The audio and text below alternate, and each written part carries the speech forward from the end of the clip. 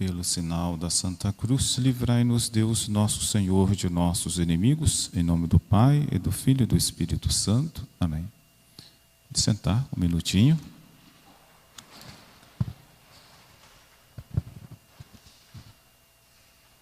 Reverendíssimo Padre Joaci, reverendíssimas irmãs aqui presentes, reverendíssimas madres aqui presentes, a Madre Maria José, os demais que aqui se encontram, prezados irmãos, irmãs, da Madre Maria Rosália Borges. Nós estamos celebrando o 7º dia de uma religiosa, de uma consagrada a Deus. Quando ela estava doente, tanto em casa como no hospital, as irmãs pediam à madre: Madre, vamos fazer uma novena, vamos rezar para a senhora ficar boa. E a madre não rezava. Não vou rezar para eu ficar boa. Seja feita a vontade de Deus. Então ela mesma não pedia para ficar boa, mas uma coisa ela pedia: seja feita a vontade de Deus. Porque ela era coerente, isso digo eu, né? Ela nunca me disse nada disso. Ela era coerente com a vocação dela. Quando ela entrou no convento, foi para fazer a vontade de Deus. Deus me chama, Deus quer que eu me consagre a Ele, que eu seja religiosa, quero fazer a vontade de Deus.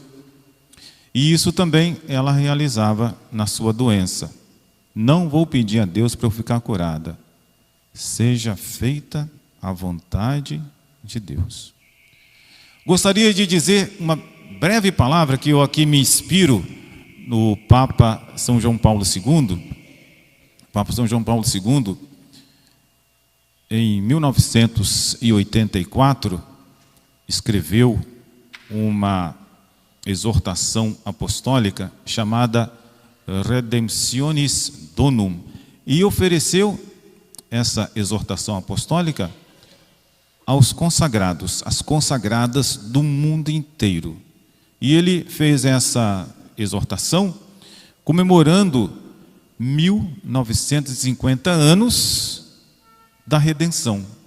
Você contando, né, quando Jesus morreu na cruz, quando Jesus se ofereceu ao Pai, quando ele derramou sua última gota de sangue, quando ele disse consumatum est, né, está tudo consumado, ele salvou a humanidade, foi a nossa redenção, com a ressurreição em seguida. E o Papa, então, comemorando naquele ano, 1984, comemorando 1950 anos da redenção, ele fez este documento chamado Exortação Apostólica. Então eu me inspiro assim, em breves palavras, né? Se o Papa estivesse aqui, até aborrecido ele ficaria. Você pegou só umas palavras minhas, né? Não pegou mais nada. Mas apenas me inspirei ali. A vocação de vida consagrada é responder ao chamado do amor de Jesus. Jesus lá no Evangelho tinha dito: se queres ser perfeito, vai, vende o que tens, dá aos pobres e terás um tesouro no céu. Depois, vem e segue-me. Porque o religioso, para seguir Jesus, ele se desfaz de tudo aquilo que impede fazer a vontade de Jesus. Ele deixa tudo. Ele não vai lá para fazer um negócio, igual alguém vai para a universidade, né? Vou agora fazer um curso universitário e com isso eu espero ter um meio de eu ser grande, ser louvado, ter coisas, né? Ou então sustentar minha família, sei lá. Um religioso, quando ele vai para se consagrar a Deus, ele deixa tudo. Não espera nada daqui. Só espera em nosso Senhor. Só Jesus a sua recompensa. Só Jesus a sua herança. A pessoa vai lá para fazer a vontade de Deus. E por isso nosso Senhor fala: se queres ser perfeito, vai, vende tudo o que tens, dá aos pobres, e terás um tesouro no céu. Depois vem e segue-me. E o religioso bom mesmo é aquele que realmente desfaz-se de tudo para seguir nosso Senhor. Jesus também no Evangelho, próprio da vocação, da vida consagrada, Jesus deixa bem claro: não fostes vós que me escolhestes a mim, mas fui eu que vos escolhi a vós, e vos constituí para que vades e produzais fruto, e para que o vosso fruto seja duradouro. Então a pessoa vai respondendo a um chamado que foi primeiro de Deus. Com certeza, quando a Madre dizia, seja feita a vontade de Deus, é porque isso era a vocação dela, fazer a vontade de Deus. Vocação é corresponder à grande consagração de Jesus, que Jesus, ao se fazer homem, ele se consagrou. Está lá no Evangelho: eu me consagro a mim mesmo por eles. Então a gente, de alguma maneira, corresponde a essa grande consagração de Jesus, nos consagrando pela humanidade, nos consagrando a Jesus, pelo bem, pela salvação da humanidade, pela salvação eterna. Não é para um bem material não, porque bem material não adianta isso. Isso não tem resultado só para bem material, ainda que muitas vezes tenha, mas não é para isso. Em primeiro lugar é pela salvação eterna da humanidade. Quando a gente pensa então, quando as irmãs pensarem na sua irmã que deixou tudo, ela deixou tudo porque ela pensava em agradar a nosso Senhor. A vocação de vida consagrada é seguir o ensino do apóstolo. O apóstolo tinha dito assim, que nós devemos nos oferecer, e oferecer o nosso corpo como hóstia viva, santa e agradável a Deus. Este é o culto racional que lhe deveis prestar, de São Paulo aos Romanos, capítulo 12. E é assim que a religiosa faz. Todos os dias ela se oferece a Deus, como hóstia viva, santa e agradável a Deus. Sempre que ela procura ser. Por isso que assim, se alguém chegasse perto da Madre e dissesse para ela assim, ô Madre Maria Rosália, a senhora é santa, ela ficaria aborrecida, ela ficaria triste, ela disse, não, eu estou buscando aqui a santidade. Não é? Ela procurava ser agradável a Deus todos os dias. A vocação da vida consagrada é viver os conselhos evangélicos pela prática da castidade, da pobreza, da obediência, seguindo aquela lei de renúncia do Divino Mestre. Jesus disse assim, quem quiser vir após mim, renuncie a si mesmo, tome a sua cruz e siga-me. A vocação de vida consagrada é seguir o exemplo do apóstolo São Paulo. São Paulo dizia uma coisa tão bela de São Paulo. Ele dizia assim, por Jesus renunciei a todas as coisas e considero-as como lixo a fim de ganhar Cristo e de ser encontrado nele. É para viver uma vida agradando a Jesus, estar com Jesus. Por Jesus, por Ele, renunciei todas as coisas. Então, a gente vê, as senhoras perceberam, deixa a família, não tem um interesse aqui deste mundo, porque tudo era para Jesus.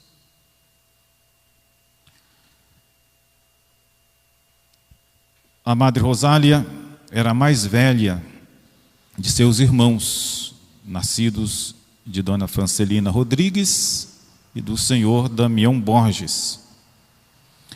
Ela estudou no ginásio de Nossa Senhora Auxiliadora e lá ela se tornou associada da Pia União das Filhas de Maria, recebendo a fita no dia 24 de maio de 1959, quando tinha 20 anos.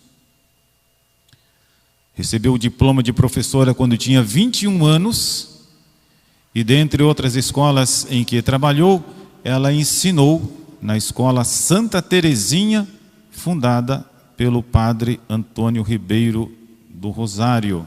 E ali começou a história da sua vocação.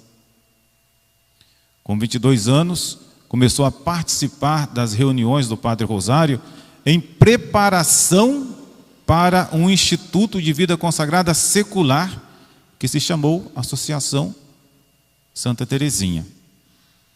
E no dia 29 de agosto de 1965, ela saiu de casa para viver em comunidade no Instituto de Santa Terezinha. Foi no dia 29 de agosto de 1965. E foi um passo tão importante, que quando fez 50 anos, né, ela convidou toda a família para vir aqui comemorar essa consagração a Deus em que tinha sido fiel 50 anos.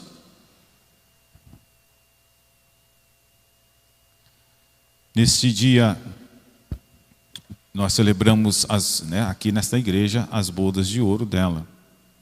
No Instituto Santa Terezinha, ela vivia a espiritualidade do caminho da infância espiritual de Santa Terezinha do Menino Jesus. E o Padre Rosário procurava inculcar naqueles corações.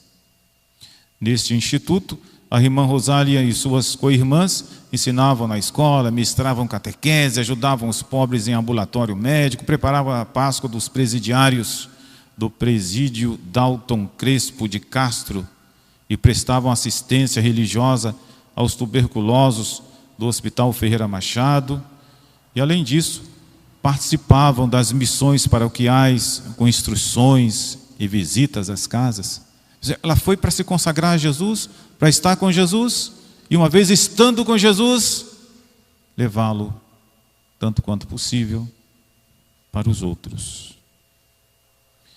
Em outubro de 1982, já tinha 17 anos de vida religiosa, a irmã Maria Rosália, em companhia da irmã Maria Marta, da irmã Clara, da irmã Horacile, deixaram o Instituto Santa Terezinha com o fim de começar uma nova instituição, seguindo então a orientação do padre Emanuel José Possidente. Com este fim, instalaram-se em São Fidélis.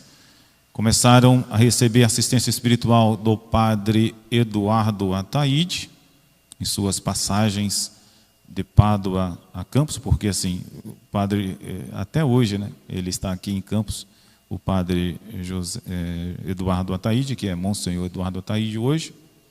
Ele sempre vinha de Pádua toda semana e passava ali e dava uma instrução para as irmãs. Por volta de 1984, a irmã Maria Marta, né, ali presente entre nós aqui, sugeriu ao grupo de se unir à Associação Nossa Senhora do Rosário de Fátima, que tinha sido fundada pelo mesmo padre Eduardo Ataíde, com a aprovação de Dom Antônio de Castro Maia. Foi então que a irmã Maria Rosália começou a ser chamada de madre, né? Aí nós chamamos de madre até hoje. Então foi em 84 que ela recebeu esse título de madre para ser a superiora daquela casa lá em São Fidélis. Em 2004, a associação teve o seu estatuto atualizado, em seguida aprovado por Dom Fernando Arias de Fã, recebendo agora o nome de Associação Senhora do Rosário de Fátima e do Monte Carmelo. Era uma associação só de Nossa Senhora do Rosário de Fátima. Logo em seguida, começou a ser chamada Associação Senhora do Rosário de Fátima e do Monte Carmelo. Em São Fidélis começaram uma escola particular e davam assistência à catequese, sob a orientação do padre Jonas dos Santos Lisboa. Em outubro de 1996, para melhor cuidarem de um tratamento cardíaco da irmã Maria Marta, se transferiram para Campos, onde vivem até hoje instaladas numa casa lá no Parque Califórnia. Desde 1997, começaram a se ocupar de catequese nas igrejas, cuidadas pelo padre Hélio Marcos Rosa, no bairro IPS, Ururaí e Itapera. Então elas deram até catecismo aqui nesta igreja. Em 1998, restringiram-se ao ensino da catequese na igreja de Nossa Senhora de Fátima, lá em Goitacazes, que durou até o ano 2020, quando começou a pandemia. Aí elas já não foram mais da catequese, a madre também junto. Mas eu me lembro, a madre ia ali, as irmãs iam, a madre dava catequese para as senhoras, gostavam muito demais, porque a madre tinha facilidade de ensinar, ela compreendia, ela tinha aquele espírito bom, entendia o negócio, ela, sobretudo, tinha bastante espiritualidade, então ela passava com gosto o amor pela igreja, pela salvação, pelas coisas de Deus, que ela contemplava e que depois ela passava. Quero terminar, meus amados irmãos, minhas pequenas palavras agora agradecendo a nosso Senhor, agradecendo a Deus pela vida consagrada da madre. Agradecemos a Deus porque a madre viveu sua vocação religiosa até o fim. Até o fim foi generosa, querendo fazer a vontade de Deus. Poderíamos pôr na boca da madre o ensino de São Paulo. São Paulo diz assim: ainda que o homem exterior vá se desfazendo em nós, o nosso homem interior vai se renovando de dia para dia. A madre exteriormente se desfazia, mas interiormente ela estava vigorosa.